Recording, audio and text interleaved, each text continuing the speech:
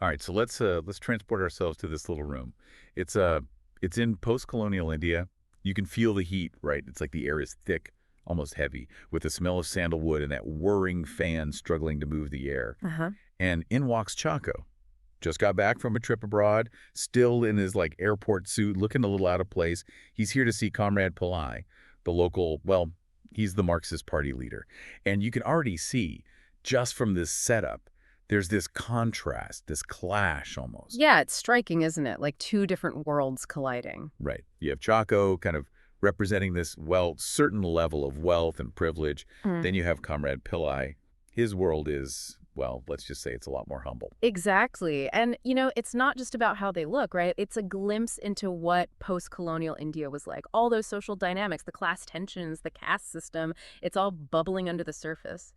Yeah. And this deep dive, this is where we're going. We're going right into the heart of it all, seeing how those personal relationships, the economic realities, and even political ideologies all get tangled up in the most unexpected ways. Absolutely. And from the get-go, it's clear that Comrade Pillai, he knows how to play the part. He's directing this whole encounter to make himself look important. Yeah. People waiting outside, his whole family's there, putting on these talents, as he calls them. A real performance of power, wouldn't you say? Totally. It's like he's using Chacko's visit to, solidify his own standing in the community. Mm-hmm.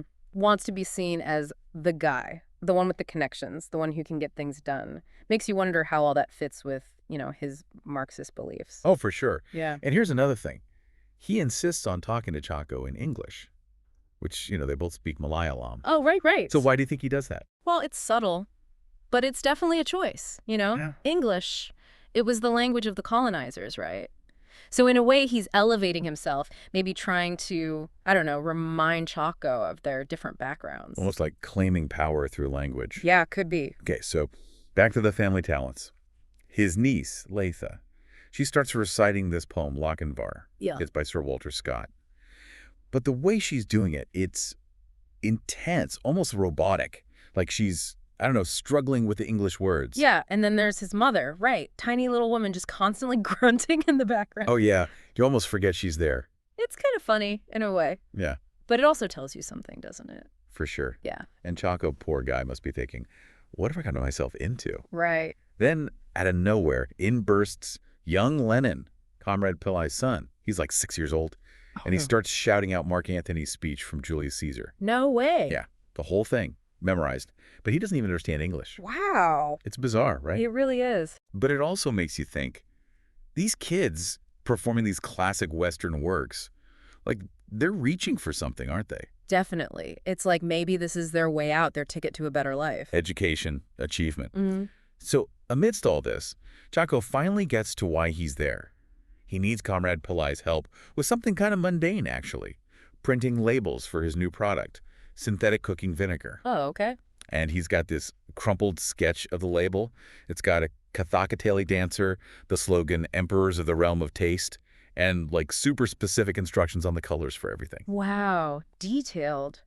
Did you notice how Comrade Pillai avoids asking him any direct questions about it all? Oh, yeah. He doesn't want to seem like he doesn't know something, does he? Not at all. Everything's phrased like a statement then, I suppose, like he's already got it all figured out. Subtly taking control. And as they're talking about this label, things start to shift. You can almost feel it.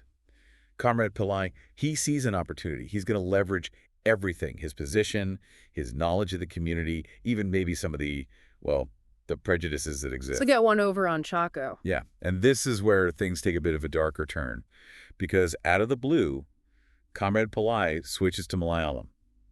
And in this like conspiratorial tone, he tells Chacko to get rid of one of his workers, Falutha. The reason, Falutha's a paravan. Oh, wow. So this is where the caste system comes into play. It's an ancient social hierarchy in India, and it's deeply ingrained in society, especially in rural areas. Yeah, and it affects everything. Your job, your social standing, even who you can marry. And it's still so powerful even today. It's hard to grasp, really. And here's Chacko, who calls himself a comrade, talks about equality, but now he's confronted with this prejudice head on. And he's clearly uncomfortable, trying to find a way around it, but Comrade Pillai, he just keeps pushing. Yeah, because he knows, right, he knows this is a touchy subject. Yeah. And he uses that to kind of manipulate the situation, making it about practicality, the local standpoint. He even brings up his own wife, how she won't let paravans into their home. It's chilling how even subconscious biases can be used to justify discrimination. And then, to really drive his point home, Comrade Pillai starts talking about revolution. He quotes Chairman Mao, "Revolution is not a dinner party. Oh, wow. Revolution is an insurrection, an act of violence in which one class overthrows another." It's jarring, isn't it? On the one hand, you have these two guys talking about vinegar labels in this tiny room. Yeah. On the other, these grand statements about revolution. Right. It makes you think about how revolution plays out in a place like post-colonial India. All those ideals, but then there's the reality. Absolutely. And sometimes those lines, they get really blurry. Yeah, they do. And it makes you wonder, who gets to decide what revolution even means? And what are they willing to sacrifice for it? Yeah, because Comrade Pillai, he's talking about sacrificing people like Velutha, but it's not him who'll pay the price. Yeah? Exactly. It's like, are his ideals genuine, or is it just a way to gain power? And after this meeting, things go downhill for Velutha fast. He runs into Mamachi, the matriarch of the Ayamanim family, and her cousin, baby Kochama. And let me tell you, it gets ugly. Oh, I bet. That whole interaction, it just oozes with, well, everything toxic. The caste prejudice, personal grudges, and baby Kochama. She's just manipulating Mamachi the whole time. It really shows you how deep this caste system runs. It's not just disapproval, right? Mamachi, she throws these awful insults at Velutha, like pure hatred. And baby Kochama's egging her on the whole time. It's disturbing. The way she talks to him, it's meant to strip him of his dignity. Like he's less than human. She even threatens him. It's the kind of violence that keeps these systems in place, not just physical, but emotional and psychological, too. And Velutha, he tries to stay calm, to stand up for himself. But it gets to him, you can tell. Oh, absolutely. And then she spits in his face. Wow. It's meant to humiliate him, to show him who's in control. It's a powerful symbol, That kind of hatred and disgust, it's what fuels this whole caste system. So Velutha, he walks away from that encounter, just completely shaken. He's walking through the rain, trying to process what happened, but he's lost, disoriented. It's like his mind and body are disconnected. He's trying to cope with this trauma, but it's too much. And in this state, he goes to Comrade Pillai, hoping for some kind of support, maybe some guidance. He thinks Comrade Pillai will be on his side. But it's another betrayal. Comrade Pillai, the guy who talks about fighting for the working class, he turns his back on Velutha. No way. He just dismisses him. Says it's about party discipline, the greater good. Empty words. Velutha realizes then that the revolution Comrade Pillai talks about is just a tool, something he uses for his own gain. It's not about real change. That's got to be crushing. And what's worse, Comrade Pillai makes fun of him for wearing red varnish on his nails. Seriously. It's like he's dehumanizing Velutha on purpose to make it easier to ignore what's happening. So much for solidarity. At this point, Velutha's completely alone. The people in power, the people who claim to be fighting for him, they've all abandoned him.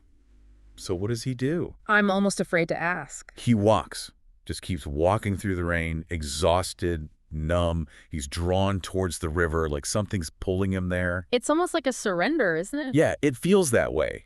Like he's not fighting anymore, just letting fate decide.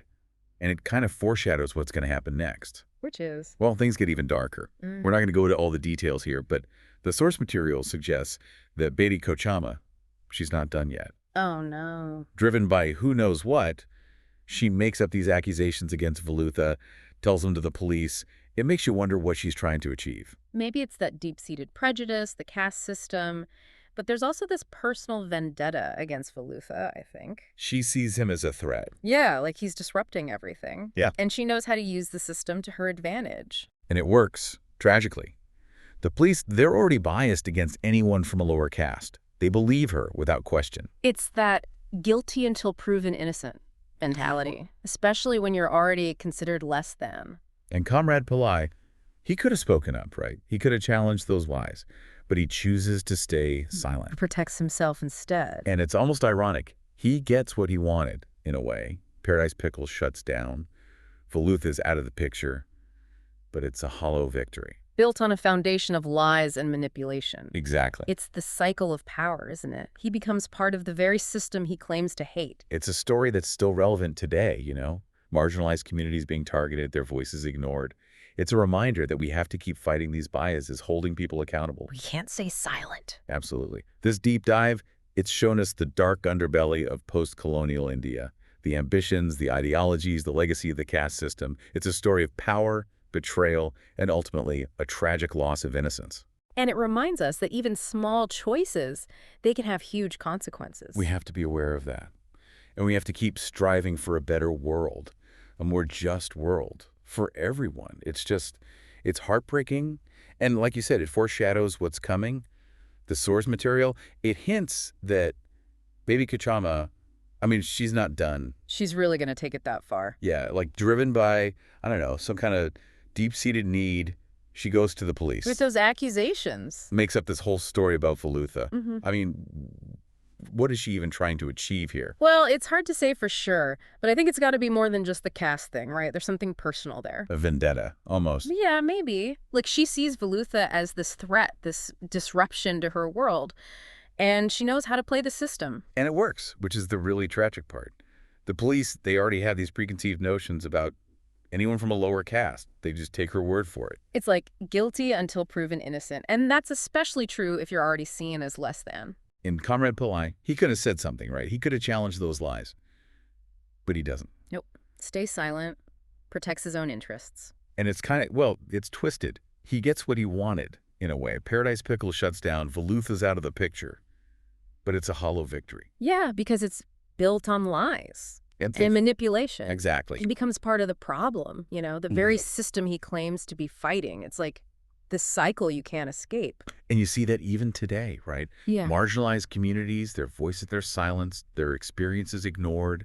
It's a reminder that we can't be complacent. We have to challenge these biases, hold people in power accountable. Absolutely. We can't let this stuff slide. So this deep dive, it's been a journey, hasn't it? We've gone deep into post-colonial India, seen those personal ambitions, the political ideologies, the shadow of the caste system. It's all intertwined. Yeah. It's a story of power, betrayal, and ultimately, I think, a loss of innocence. And it shows us that even the smallest decisions can have these huge ripple effects. We have to be aware of that. And we got to keep working towards a world where everyone is treated fairly. A more just world. For everyone. Yeah, exactly. Yeah.